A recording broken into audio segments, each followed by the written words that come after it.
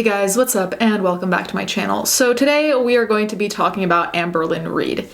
If I had to quantify the amounts of requests I have gotten about Amberlynn Reid, talk about Amberlynn Reid, please give us your opinion on Amberlynn Reid. Oh my god.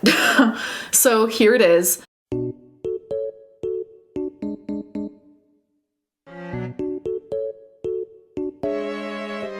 From the get-go, I just want to make one thing very, very clear. Amberlynn Reid has had a lot of allegations against her, from sexual assault to animal abuse to being a consistent liar, or a pathological liar even. Those are all important things. I just want to say I can't discuss all of that in a video. If anything, I will discuss those very serious allegations in another video. In this video, I want to talk about the audience reception she has, because if you've seen any of her videos, it seems like the majority of people hate watch her videos. If you look at her comments, you can tell that most people comment to hate, not to say, hey, go you, I support you and love you. So I kind of wanted to talk about the reception she's been having, especially recently. So we're just gonna focus on the content of her channel in this particular video. So if you don't know who Amberlynn Reid is, she is a YouTuber whose focus is, I want to say weight loss, but you'll understand why it's a little bit more complicated than that. So she focuses on a weight loss journey. What ended up happening is that in the recent years, she has actually gained, I'd say, a large amount of weight. She now is under the 600 pounds, though she hasn't updated us very recently. So one of the things you need to know about Amberlynn Reid is that she has somewhat of a cycle, or somewhat of a pattern, in the sense that it begins by saying she's gonna go on a diet, and she has a couple of days where she's like, day one, weigh-in, or what I ate today. And after that, a lot of the times there's a mukbang, or she'll binge, and then she'll say she's changing her diet, and then she might cry in a video, and then the cycle starts again. One of the reasons why people dislike her is because there is this seeming lack of motivation to hang on to any diet. Here and there, I'll be inserting clips to demonstrate what it is that I'm referring to. There's this general consensus in her comments. Even her latest video, as of when I'm filming this, was a mukbang, which you wouldn't necessarily think someone would do if they're trying to lose weight, unless they were doing a salad mukbang, if that exists, but this was not a salad mukbang. And everyone in the comments was already predicting that her next video would be her crying about being at whatever weight, and the fact that her diets weren't working. Another issue, according to Amberlynn Reid's audience, from what I gathered in the comments, is that she seems to act like she knows far more about diets than she does. And when I talk about diets, I'm not talking about like a 30-day diet, you know, to just like shred weight. I'm talking about consistent, even healthy eating, right? So not binging. She often acts like she's very informed on these things, which I'm sure she's done her research. I'm not saying she hasn't done her research. Many people think that she's arrogant in the way that she talks to the camera. In her latest mukbang, I'll insert a clip, she talks about being afraid of doing keto. So Amberlynn Reid goes on to say that she's scared of doing keto for personal reasons, which she doesn't really elaborate on. And then she says this: eating less carbs makes you lose weight. So this is 58 carbs. I'm not just counting carbs, I'm also counting calories, because hashtag pork rinds. I'm not going to ketosis. A lot of people are gonna be like, this is ridiculous, but I'm afraid to go in ketosis for my own personal reasons. But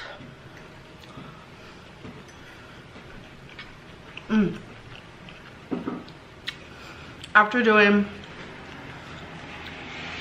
a lot of research, you hit ketosis at about 70 grams of carbs a day. It's like a light, mild ketosis, but you're more likely to hit it, obviously, if you eat even less carbs than that. Staying below 50, staying below 40, especially staying below 20. What I'm planning on doing is, for my first meal, I'm gonna have like the most carbs, I feel like the first meal in the day, which is this. I definitely think that in her particular situation, it would probably do better to remain a little bit more modest in saying that maybe she should just talk to a dietitian and not rely on herself, because self-relying on counting carbs and calories isn't really generally a good idea to do, especially if you have recently gained a significant amount of weight. Especially when you're in a dangerous weight zone, you'd probably want to defer to someone else who has some kind of certification or degree and who has experience in this. One of the things that I know bothers people who watch Amberlynn Reid is the fact that she's often said, "I need to eat to survive," which is obviously true. Everyone needs to eat to survive. But the issue is that many think this is a way for her to excuse her eating patterns. And she herself has said that she binge eats typically in the evening, and binge eating is not healthy. I know, I've had my own problems with it. To have someone say, "I need to eat to survive," yeah, that's true, but that also doesn't excuse your binge eating. But when she says it, it kind of seems like she's giving herself a pass for the binge eating, which obviously we don't know what's going on in her head, but that's how it comes off to many people. People are frustrated because Amberlynn not only has the income to, get the help she needs. She supposedly said how much she was making, and I don't really want to repeat because I'm not sure if that's accurate, but let's just say she's said she makes an X amount of money that surely is enough to pay for a dietitian or a meal plan made by a dietitian or any kind of medical help she can afford, but she's not spending on that. So just 3 days ago, at the point of me filming this, she posted a video titled "Beauty in All Sizes." In this video, she did a makeup haul, which a lot of people in the comments were not happy about because A, it doesn't seem like she wears makeup all that often, especially in her recent videos, and B, people were saying you can't complain about being your weight and then also not investing anything in getting better compared to investing things in makeup. Now, of course, it doesn't have to be one or the other. It doesn't have to be makeup or medical help and healthy eating, which if I recall correctly, she actually mentions in her video that it doesn't have to be one or the other. And she says that she doesn't really ever demonstrate that she's not choosing makeup over the medical thing because it seems like getting medical help or assistance really hasn't panned out in the past. Another thing that connects to this makeup haul is the fact that every so often, Amberlynn Reid has these Torrid try-on hauls. Now, Torrid is a store that carries plus-sized clothing, and she does these try-on hauls where sometimes she doesn't even try things on as much as she shows them to the camera, which is not a try-on haul. These try-on hauls are notoriously hated. Nobody ever wants them, and in the comment section that becomes very apparent. And some people think that these try-on hauls are almost a way to troll people because I'm assuming Amberlynn knows that people don't really want to see these and that no one's requesting them. A lot of the times on these hauls, we see her body and the progression of her body, and the majority of the time she's getting bigger and bigger rather than actually losing the weight she wants to herself lose. That I have like this, and this is probably the favorite item that I bought this go round. So obviously this sweater, and it was only $13. It has really cute bright orange trim and random spots, and then it also has this pink, just like a snap of pink. Another big issue that came up on her channel about a month ago was when she did this video called Optavia Unboxing with many exclamation marks. So the video about Optavia caused a lot of anger, mainly because many people were saying that Optavia is an MLM. I looked into it on MLMcompanies.org. So Optavia is a brand under a publicly traded company called Medifast, right? So there was this lawsuit in 2012. A subsidiary of Medifast, Jason Pharmaceutical, who creates their fueling meals, and the fueling meals are part of Optavia, paid a $3.7 million settlement over deceptive ads. The Federal Trade Commission said it violated a 1992 FTC settlement agreement by making unsupported claims to its weight loss program. Now, there are plenty of brands that make unsupported claims, but when you pay out $3.7 million over deceptive ads, does that make me very, very skeptical about your brand? Yes. So there are a bunch of different programs you can take under Optavia, and some of them are made to have food for, I think it's a month. And I'm looking at just one of their basic plans, which I think might be the one Amberlynn had, which is the Essential Optimal Kit. I'm not sure which one of these programs she has, but these start at $390 and go all the way up to $426, and that I'm assuming is without tax. So it is an expensive program, which is also what got people up in arms, because what is included in this program is not groundbreaking by any means. Here, I'll show you a part of her unboxing just so you can see what exactly is in this box. Ooh, Ooh, roasted garlic creamy smashed potatoes. Chocolate mint cookie crisp, which I am so excited for. I love mint. Dark chocolate covered cherry shake. Now that sounds good. And the packaging of this is so cute. Rustic tomato herb penne, which I am excited for. I do have a sweet tooth, but I also have a savory one. So shortly after doing this Optavia unboxing, we actually see Amberlynn Reid starting the diet for real. It didn't last very long, which you can imagine people got very frustrated because first of all, it's a very expensive box for not much of different, like all of these things could have been replaced by typical things you can find at the grocery store for way less. And then this happens. So we were having a bonfire and everyone was sitting around with their hot dogs and their chips and their this and their that, and I'm just like,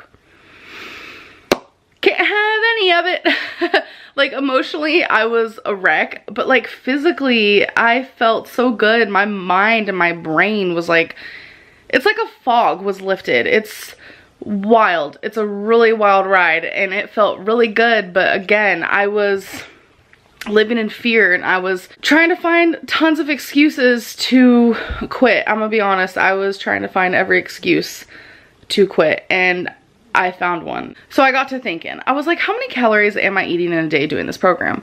So I logged everything into MyFitnessPal from day 1 and day 2 and it was only about 900 calories. So I got a little freaked out. I honestly was freaking out, I'm gonna be real. I know a lot of weight loss patients eat around that amount. It's like 900, 1200, and then eventually they eat 1500. And that's how it is with this program. You start off by eating 900. And then once you get closer to goal, you start eating more and they start teaching you how to not eat their feelings, but choose healthier meals throughout the day. And eventually your calories do rise and get higher. And I started getting freaked out. I also had a lot of people in my ear telling me, yeah, 900 calories seems too little and all this stuff. And I was just like getting scared. But the thing was, I wasn't hungry at all. I felt satisfied. And every time it was time to eat again, I was like, I wasn't even hungry. And I just felt really, really good. So I messaged my health coach and I told her, I don't think I can do this anymore. I ended up having brown rice that night, which you're not allowed to have on program. And I had a cup of noodle. So I ended the day at about 1600 calories. So I was like, okay, so I'm gonna stop doing Optavia and I am just going to, you know, eat less and eat healthy. So she got freaked out because she was eating 900 calories, which is an amount that she deemed too small for her. I'm not a dietitian.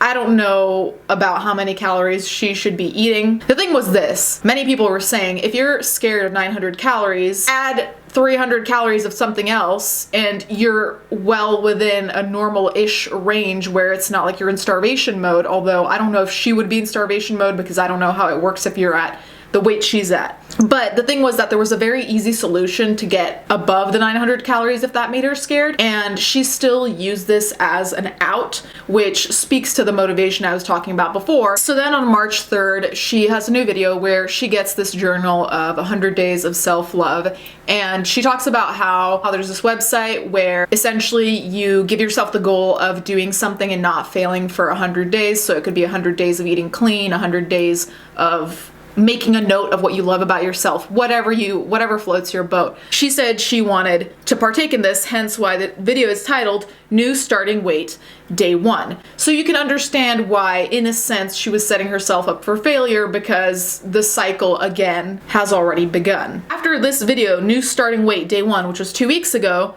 she's had a torrid try-on haul, I don't want to admit this video of days 2 and 4. And on top of that, I had McDonald's for one of my meals. And I wasn't wanting to have any like fast food like that for at least the first 30 days. And on day 2, I had fast food. I still counted my calories, but still, it's a lot of sodium. Then she has a change of plans video. I ended up binging a couple nights ago, and a part of this 100 days was trying to prove to myself that I can stop the binging. And it's weird, but some people don't just binge for one day. There is a such thing as where you binge for days, sometimes weeks. No, you don't continuously, constantly eat every single second of the day, but it's kind of like a binge wave that you can't stop. It happens every single day or night, depending on the person, and you kind of can't get a hold of your bearings, and it's terrifying. So that's what I was going through the last few weeks, months. That's what I was going through, and it wouldn't stop, and I kept gaining weight. So I was like, I need to do something about it, and I need to stop gaining weight. I just really wanted to focus on being more in control of my body, and so that's why I started the 100 days, and I was able to go 5 days without binging. Then the Beauty in All Sizes, the makeup haul video, and then she has a mukbang. So we see there already is a very evident cycle. The same things keep happening over and over again, where there's a plan put in place, the plan for some reason is dropped, and then she starts over again with potentially a new weight gain or a new day one weight. So the audience is just left to think, why are we still watching this? Why are you committing to all these different things? Well, I guess you could call it committing if it's for a day or two, and then dropping everything. So the audience feels almost taken advantage of because it feels like she's making a mockery out of everything she's saying and not sticking to anything she's saying. At this point, we're still wondering what's going to happen next. Is she going to continue with this cycle, or is a vast change going to be made before she gets to a point of no return? Anyways, guys, let me know what you think about all this. Let me know if you've been watching Amberlynn Reid. For the people who've been requesting this, let me know what you think. Thank you guys so much for watching, and thank you to my patrons as always.